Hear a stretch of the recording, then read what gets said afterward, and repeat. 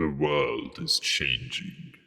Time moves against us. Yes, it does, and that is why we are kicking off to an extremely quick start in this Isengard campaign by taking all of the surrounding rebel settlements. What is up there, guys? This is Cobb, and Eisenrun shall be the first to fall. Gosh darn it. So, this is what we're going to do. We're going to peer into the Palantir and see real quick how that battle went, and as you can see, it is a total massacre. And that's how we are going to handle coverage of these battles that are kind of easy wins. So, yeah. Same thing is going to go down with Bregnas over here in the west. And in this Let's Play, this is how we're going to handle it. We're going to focus on the swollen battles, on the huge battles. Some of them will be live commentary, some of them will be retroactive commentary. In this one, it will be the battle for Helm's Deep. So yeah, these little interludes are just going to be to fill y'all in on what went down in the interim. Check out the angle that we got, man, on those Uruk archers, dude. Smashed those pathetic rebels in Bregnas. Nice little trading hub over there in the west for trading with Dunland. And yeah, Rohan is already pushing in the meantime. Went ahead and stole Der Wath from us there in the south. And we do take that back relatively easily before Eomer shows up with dreams of liberating Eisenrun with his Rohirrim horde. Before something goes down that he could not expect. For the pits of Isengard have not lingered idle, and another foe stands ready to scour the Rohirrim from the ford of Isen. I, Saruman the Wise, shall lead this legion of iron and sinew myself. There shall be no dawn for Eomer, son of Eomund. Alright, thanks for that one, Saruman. You can see the clash going down here. I was gonna actually originally record this entire clip with live commentary, but to be honest, it wasn't as close of a battle as I was expecting. A lot of kind of weak Rohirrim. We are super in the early game right now, so light cavalry stuff like that, you can see them getting pew-pewed down by Saruman's crossbows at that point, decimated. Eomer tries to run for his life here at the end of the battle, and I was panicking. It's like, dude, this motherfucker's gonna get away. He's against the tree, get him, charge! Send some dudes after him. A couple of these Dunland riders die for no reason. Check this out, man. Gah. Fucking gah. Like, what the fuck was that? Either which way, bam. Eomer captured. Feels really, really good. Okay, tabbing out of the Palantir. What do you mean the Palantir doesn't work like that? You just don't know how to use it properly. Of course it does. There it is. We execute the prisoners. Get rid of Eomer. And then continue on into Ginead here in the east. Take that real quick, nice and easy. There's another battle here with a big-ass peasant army. And this one's a little bit weird. This is our first real battle as we are pushing into the Rohan or Rohirric territory at this point. Pushing beyond the gap of Rohan. You can see we've got a little spear wall here at the front. Not the heaviest infantry, but infantry's like all I got. I got like one unit of Dunland riders, so we got like a bunch of infantry surrounding 5 ranged units. All of our archers, crossbowmen, all of that good stuff.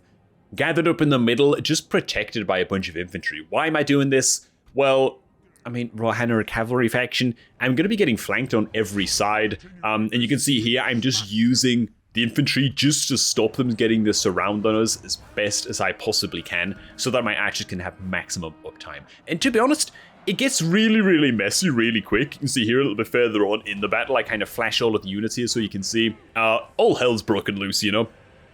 This strat works much, much better when you got much heavier infantry than I've got, but I did feel like this was the only real advantage that I could push in this battle, was to just protect my archers. And you can see they've spent like half of their ammunition at that point. So we do manage to chew out the win. Little bit hard fought, but all good. And of course, we execute the prisoners, because what else are you gonna do, man? Let them go? No, man, fuck that shit. And yeah, from here, it's straight onto the Hornberg, straight onto Helm's Deep. We push in here right after that battle with Saruman. And I believe that he has a few choice words to share with us all. Hungered has might beaten hounds. Erkenbrand and Eomund, bereaved father of Eomer, seek to outlast the cawing of the West Fold behind the rampart of the Hornberg. For many a war has Helm's Deep guarded the horsemasters from peril. Even now, their arrogant courage can be felt to seep through the cracks of the deepened wall. They are well prepared, and Eomen's heart beats with a vengeful fury for the spilled blood of his kin. Together, Erkenbrand and Eomen shall provide sport as would the kings of old. Good. Twice the pride, double the fall. And thanks for that there, big Saruman, or was it Count Dooku? I can't even tell anymore at this point, man. What's he like? Anyways, as you can see here, when we pile onto the walls to find them, like, not defended. Look how quick these archers die, by the way. Look at them. Like, one hit on all of them. They're just getting wrecked. And I did lead very deliberately with my heaviest infantry on the walls, just to make sure that we secure them really nicely, really quickly, so our armored Uruk fighters are there, while the more scabby units, shielded units albeit, are the ones actually pushing the gate. We do smash the gate down. We lead with our pikemen here, which I don't know if that was the best choice. These Dunlin pikemen, yeah, they're effective against the cavalry at the front here, but they're very lightly armored, so we lose a lot of these guys in the ensuing slugfest.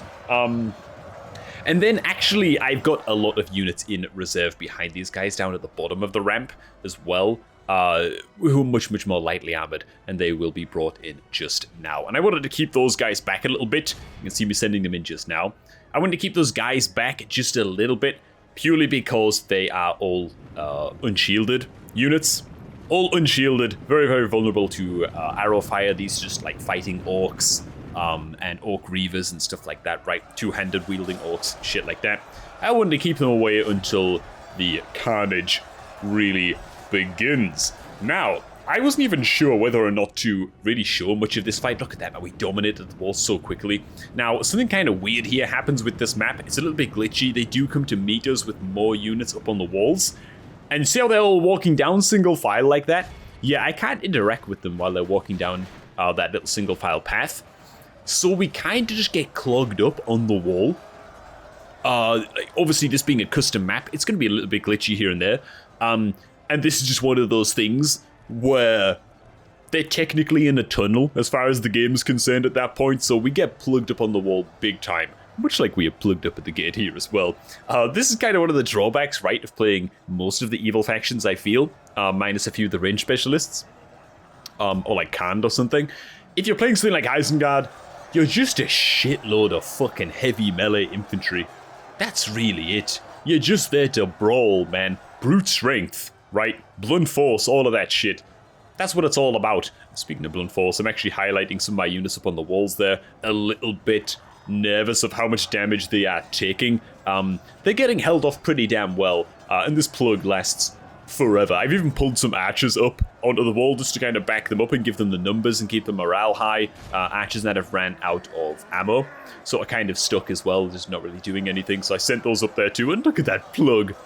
Look at that immovable object. That is a respectable Rohirric shield wall right there, if you've ever seen one.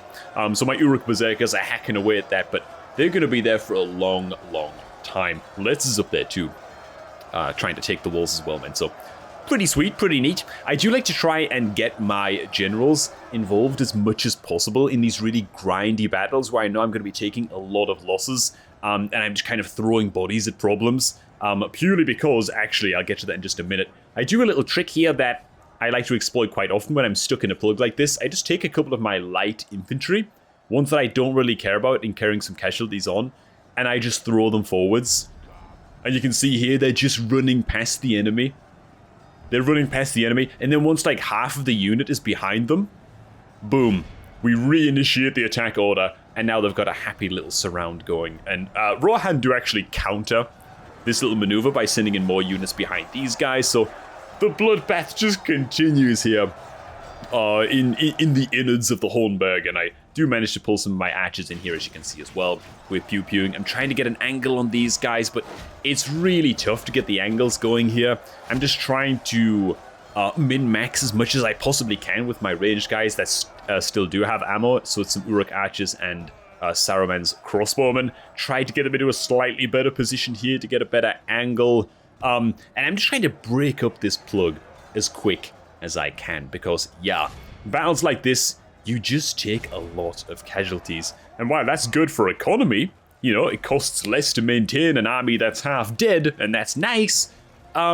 We are like pushing fucking Helm's Deep right now, and I'm pretty scared of Rohan launching a counterattack and trying to retake this in the future. So I want to keep this army as healthy as I can, and I actually do pull some units out of the battle completely and literally send them outside. You can see there are a few units actually at the bottom of the screen there on the unit control tab that are not in combat. They do not have the red icon, and it's because I've literally sent them back. I've sent them outside of the fortress completely to keep them alive, right? So they can be retrained and replenished at a later date. I don't want to be throwing units away wherever I can. So, yeah.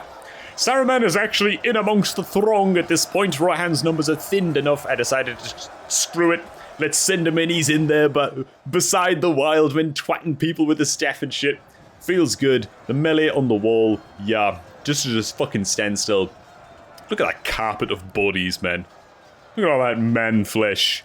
Feels good.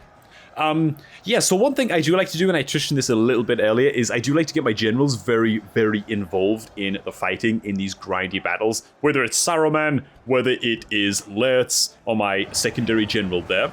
Oh, there goes Erkenbrand real quick. Just fucking slain. Feels really, really good. And the reason I like to get my generals so involved is because obviously generals' units and generals' guards, their guard units, replenish automatically at the end of every turn. Feels great. And there goes Earmond as well. Fucking slain, dude.